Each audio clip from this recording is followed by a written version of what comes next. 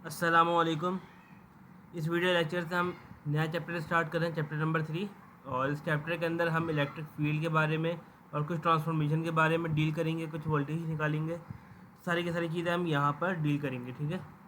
तो ये जो चैप्टर है काफ़ी इंपॉर्टेंट है और काफ़ी ईजी भी है, अगर आप लोगों को अच्छे से समझ आ जाएगा तो, ठीक है। चलिए स्टार्ट करते हैं।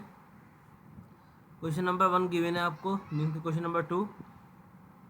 मैं बुक का क्वेश्चन नंबर मेंशन कर दूंगा यहाँ पे कि ये बुक का क्वेश्चन नंबर कौन सा है, ठीक है, ताकि आप लोगों को ढूंढने में मुश्किल नहीं होगी। तो इफ़ आपके पास ई की वैल्यू गिवन है 120 a row v upon m, find incremental work done. Incremental work done का मतलब आप लोग समझ गए कि डेल डब्ल्यू आपको निकालना है, ठीक है ना। In a moving a 50 micro coulomb charge a distance of 2 millimetre from. आपको डिस्टेंस दे दिया गया है कि 2 मिलीमीटर, ठीक है। मीन्स कि आपको एक तरह से डी एल दे दिया गया है, जो कि कितना है 2 मिलीमीटर, ठीक है। और चार्ज आपको गिवन है 50 माइक्रोकूलम, ठीक है। और यहाँ पर आपको कह रहा है पी से टूवर्ड क्यू की तरफ हमने जाना है, ठीक है ना। यहाँ पर क्या करेंगे फिर हम लोग 1 2 3 टूवर्ड 2 1 4, मतलब एक डायरेक्शन है, पी से जा रहा है वो सीधा क्यू की तरफ। तो यहाँ पर आपने लगाना है डॉट प्रोडक्ट, क्योंकि अगर हमें पाथ गिवन होता है तो वहाँ पर हम डायरेक्ट डॉट प्रोडक्ट ईजिली लगा सकते हैं, ठीक है। तो सबसे पहले करना क्या है, आपको सवाल में आ जाते हैं। ई रो आपके पास ई गिवन है, क्यू आपको गिवन है, और डी डब्ल्यू आपको फाइंड करना है। अब डी डब्ल्यू निकलेगा कैसे? अच्छा, तो यहाँ पर डी डब्ल्यू का फॉर्मूला आता है minus Q E dot D L, और यहाँ पे इंटीग्रल और आ जाएगा, ठीक है। तो डी एल आप निकालेंगे। अच्छा, जो ये वाला डी एल है वो है असल में वेक्टर क्वांटिटी, और यहाँ पर आप डी एल को डी एल लगा दें, ठीक है। तो मैं यहाँ लिख देता हूँ डी एल, ये वेक्टर है, is equals to D L dot A L होता है। अब ए एल किससे रिप्लेस हो जाएगा?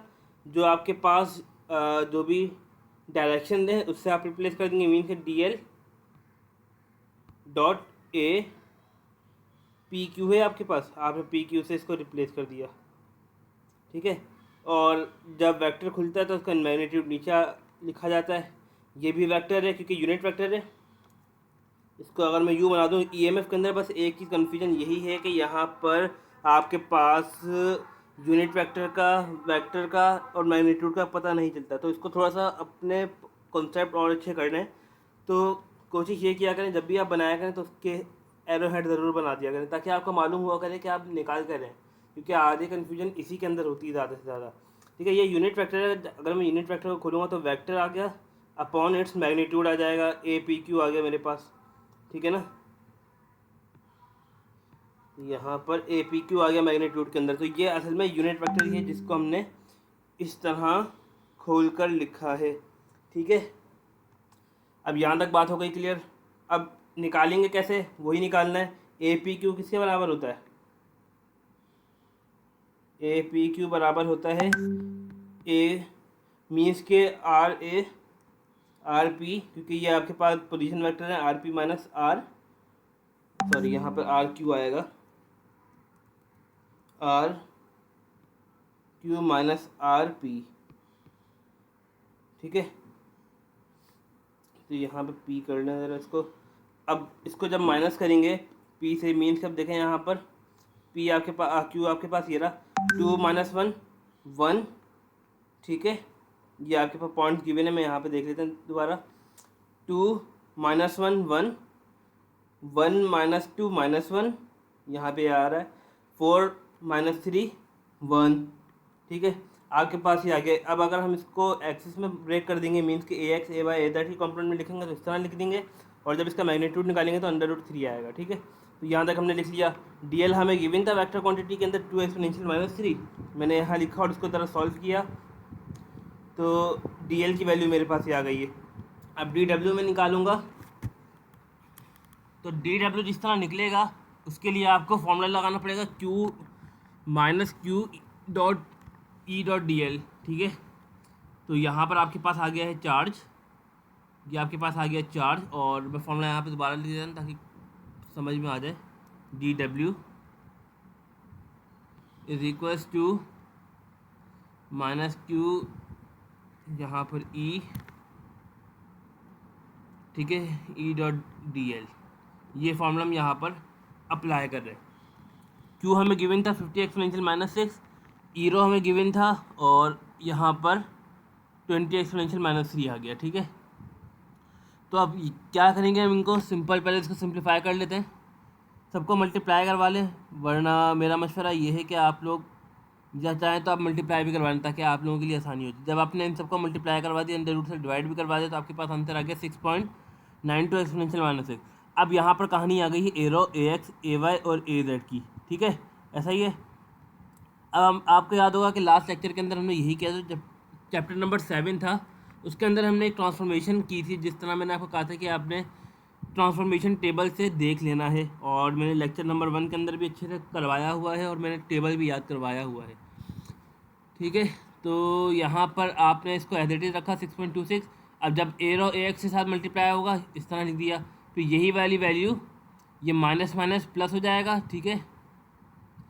तो माइनस माइनस प्लस हो जाएगा, यहाँ पे प्लस आएगा, क्योंकि यहाँ बाहर भी माइनस है मेरे पास। तो 6.62 exponential minus 6 multiply by arrow into AY, ठीक है। फिर माइनस माइनस, अच्छा यहाँ पे माइनस कॉमन लिया हुआ है असल में, ठीक है, माइनस ही कॉमन लिया हुआ है क्योंकि ब्रैकेट लगी हुई है। तो आगे अगर हम देखें इसको, फिर same value arrow dot AZ तो आपको पता है 0 हो जाता है, ठीक है, क्योंकि एंगल क्या होता है 90 डिग्री। अब यहाँ पर एरो डॉट AX होता है माइनस कॉस, कॉस के, ठीक है, और ये वाला होता है साइन के। एरो डॉट AX बराबर होता है कॉस के, और एरो डॉट AY बराबर होता है साइन से। अगर आप लोग भूल गए हैं तो आप लोग वहाँ पे जाके चैप्टर 2 में या 3 में, आई थिंक 2 में है वो, तो आपने टेबल खोलना है, टेबल के अंदर आपने देखना है कि इसके करस्पॉन्डिंग किस तरह वैल्यूज आ रही हैं, आपने वो चीज़ें निकालनी है। देन आपने यहाँ पर आप निकालना है थीटा। अब थीटा कैसे निकालेंगे, थीटा आप इसी से ही निकालेंगे जो आपके पास एंगल आए, वेक्टर्स आए हुए 1, -1, -1। आपके पास y क्या है -1 और x क्या है 1, आपने यहाँ पे आके प्लेस करना है। अच्छा यहाँ पर एक पॉइंट और था जो कि मैंने आपको बताना है, आप जो भी है अगर आपको एंगल निकालने होंगे, ठीक है, मीन्स कि इनिशियल पॉइंट्स आपको निकालने होंगे, तो इनिशियल पॉइंट हमेशा इनिशियल वैल्यूज से निकलते हैं, ठीक है ना, क्योंकि आपको एंगल निकालना है तो आप एंगल भी इनिशियल वैल्यूज से निकालेंगे। तो आंसर 1, 2, 3 है, तो यहाँ पर आप निकालेंगे 1, 2, 3 से, मीन्स कि y आ गया 2, x हो गया 1, टेंजेंट इन्वर्स 2 करेंगे तो आपके पास आंसर आएगा 63.43। आपने एंगल रखना है यहाँ पर और इनको सिंपल मल्टीप्लाई करेंगे तो आपके पास 3.09 माइक्रो जूल आपके पास आंसर आ जाएगा, ठीक है। तो अब एक और पार्ट है इसका,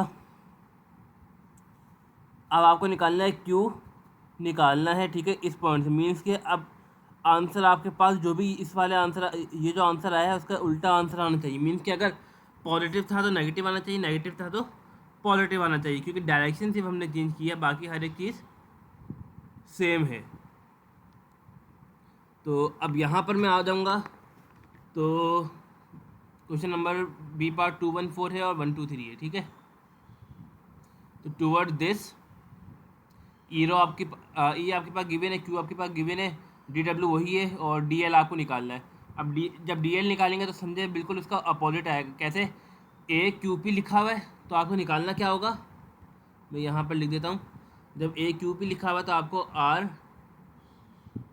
- RQ निकालना होगा, ठीक है। तो P ये रहा 1 - 2, 1 - 2 -1, 2 - 1 1, 3 - 4 -1, आपने इसको लिखा तो AX + AY - AZ आ गया, ठीक है। इसका आपने जब यूनिट वेक्टर निकाला तो √3 आएगा, ऑब्वियस की बात है, ठीक है। तो अब DL रखेंगे यहाँ पर, सिर्फ आपने यहाँ पर सिर्फ देखा है कि सिर्फ माइनस साइन ही चेंज हुए हैं सिर्फ वेक्टर्स के अंदर, क्योंकि डायरेक्शन चेंज हो गई है। तो -Q E.dl आपने रखा, इसको सॉल्व करेंगे तो सिंपल वही बनेगा 6.92 एक्सपोनेंशियल -6 AX। अब आप चाहें तो इसके माइनस के साथ मल्टीप्लाई भी करवा दें, या फिर आप कॉमन रख के वैसे ही कर लें। माइनस आपने बाहर रखा, इस वैल्यू का पॉजिटिव है और ये माइनस है, प्लस माइनस माइनस माइनस आ गया 6.92 AX आपने वही निकाला। सिमिलरली आपने सारा काम कर लिया, उसी तरीके से मल्टीप्लाई करवा लिया, माइनस ये प्लस प्लस प्लस हो गया 6.92 expansion minus 6 arrow dot AY, और आगे वाला तो ज़ीरो हो जाएगा। ठीक है, एंगल 90 होता है तो मैंने यहाँ पे लिखा हुआ भी है, ये cos 90 है। तो अब आगे आप देखें तो ये बराबर हो जाएगा cos थीटा के, मैं यहाँ पर इसको कर दूँ, ये बराबर हो जाएगा इसके। ठीक है, और जो ये वाली वैल्यू है वो बराबर हो जाएगी इसके, इस तरीके से ये बराबर हो जाएगी। आपने अब थीटा निकालना है। अभी जिस तरह मैंने बताया था कि आपको जो थीटा होगा वो एंगल होगा, वो आपको इनिशियल वैल्यू से निकालना होगा। इनिशियल वैल्यू आपकी क्या थी, Q 2,1,4। ठीक है ना, आपके पास इनिशियल वैल्यू क्या है, ये वाली वैल्यू है। तो आपने इसको रखा यहाँ पर सिंपल, क्योंकि 2,1,4 था, 2,1,4। y आपके पास हो गया 1/2 0.5 आएगा, और टेंजेंट इनवर्स 0.5 निकालेंगे तो इसका क्या आएगा 26.5। आपने यहाँ पे सिंपल रखना है अपना आंसर थीटा, और अपना आंसर कैलकुलेट कर लेना। अब यहाँ पे आंसर क्या है, -3.09 माइक्रोजूल। ऊपर जो आंसर आया था वो 3.09 आया था। आप चेक करना चाहें तो यहाँ पर देख सकते हैं, सिर्फ माइनस साइन का ही चेंज आया है। ठीक है, इस तरीके से आप निकाल सकते हैं। बस सिर्फ डायरेक्शन जब चेंज होगी तो मीन्स कि आपके पास जो पाथ होगा वो बस डिफरेंट पाथ होना चाहिए। अच्छा, इससे मिलता जुलता सवाल ये वाला भी है, तो हम इसका बी पार्ट कर लेते हैं। ए पार्ट तो आसान है, क्योंकि ए पार्ट के अंदर सिंपल आपको रेक्टेंगुलर के अंदर ही काम करना है।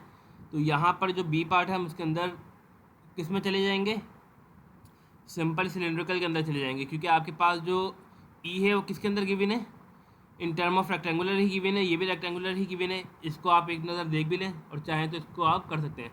यहाँ पे क्या लिखा है, an electric field free space is given by E, find the work done. अच्छा, एक चीज़ और, जब इंक्रीमेंटल वर्क डन बोलेगा तो वहाँ पर इंटीग्रल का इस्तेमाल नहीं होता, खास ख्याल रखना है यहाँ पर। ठीक है, जब सिंपल वर्क डन बोलेगा तो वहाँ पर आपको क्या करना होगा, वहाँ पर आपको सिंपल उसकी इंटीग्रेशन करनी होगी, जिस तरह ये लिखा हुआ है -q, क्योंकि आप इंटीग्रल है ना, यहाँ पर अगर आप यूँ देखें, अगर आप सिर्फ ये वाला फार्मूला भी याद करते हैं तो आप लोगों को याद हो जाएगा easily formula, -q E.dl।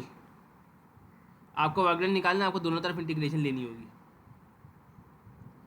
Integration से यहाँ पे डेरिवेशन कट जाएगी। ठीक है, डेरिवेटिव कट जाएगा तो आपके पास सिंपल W = यही फार्मूला बन के आ जाएगा।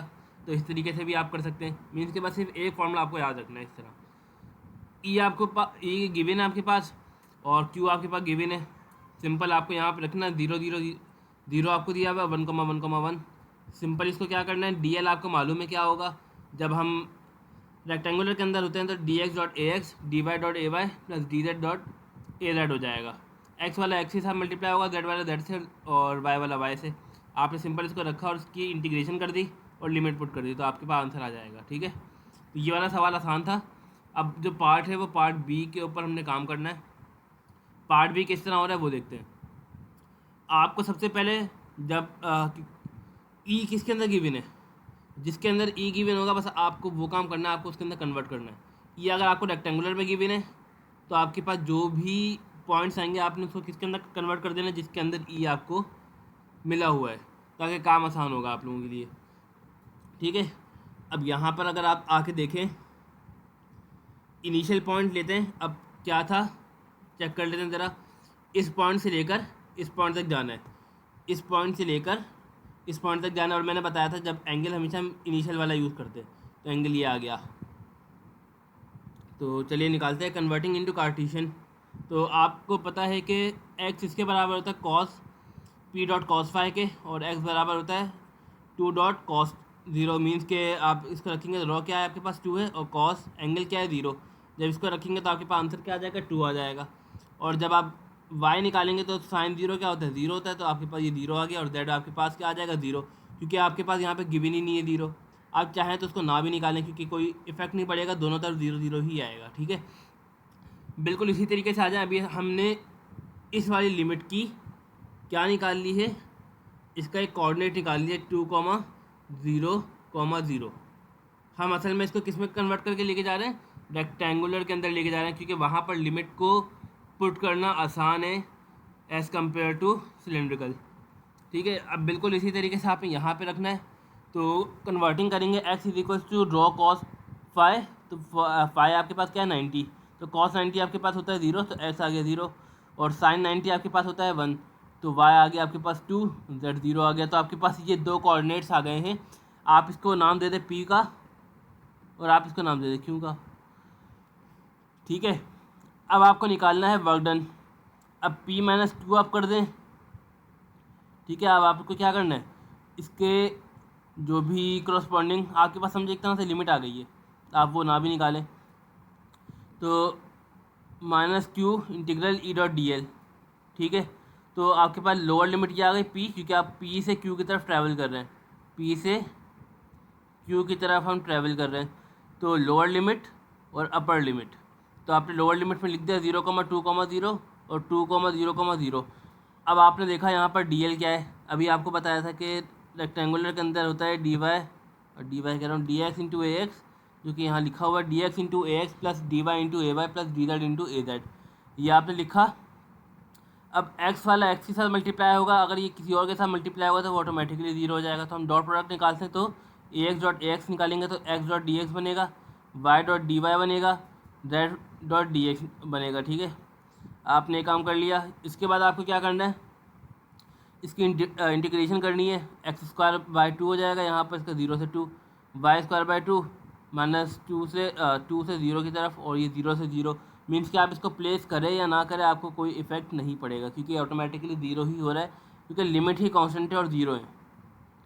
आपने बस इसको पुट करना है, और आपने जब इसको आंसर निकालना है तो आपका ऑटोमेटिकली ये 0 बनेगा। कैसे, यहाँ पर 4/2 बनेगा, ठीक है, 4/2 विच इज़ इक्वल्स टू 2, और क्योंकि लोअर लिमिट 0 है तो कुछ बनेगा ही नहीं यहाँ पे आके। आप यहाँ पर देखेंगे तो 0 आएगा माइनस, क्योंकि लोअर लिमिट माइनस है तो यहाँ पर माइनस के अंदर आएगी, क्योंकि a माइनस बी होता है।